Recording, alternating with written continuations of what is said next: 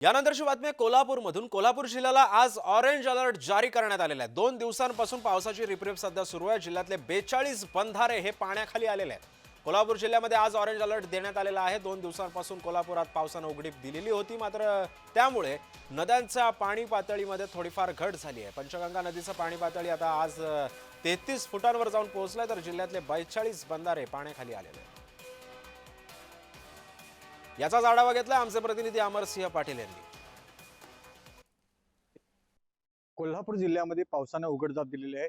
पाऊस जरा कमी असल्यामुळे आता कोल्हापूर जिल्ह्यातील 42 बंधारे हे पाण्याखाली आहेत. तरीही पाण्याची पातळी वाढत आहे. आता नदीची पाणी पातळी 33 फुटावर आहे. जिल्ह्यातील 42 बंधारे पाण्याखाली असल्यामुळे थोडेफार प्रमाणात वाहतूक विस्कळीत झालेली आहे. नदी पात्रातील पाणी पात्राच्या बाहेर आलेलं आहे आणि पावसाची उघडीप अशी राहिली तर हे पाणी आत जाऊ शकतं आणि काल 62 बंधारे पाण्याखाली होते. त्यामुळे आज सकाळपासून पावसाचं प्रमाण कमी झाल्यामुळे 42 बंधारे हे पाण्याखाली आहेत. तरीही 42 बंधारे पाण्याखाली असले तरीही प्रशासन हे अलर्ट मोडवर आहे आणि प्रशासनानं नदीकाठच्या गावांना सतर्कतेचा इशारा दिला आहे.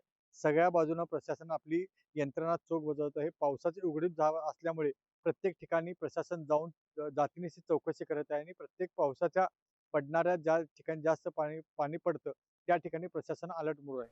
अमरसिंह पाटील, जय महाराष्ट्र, कोल्हापूर.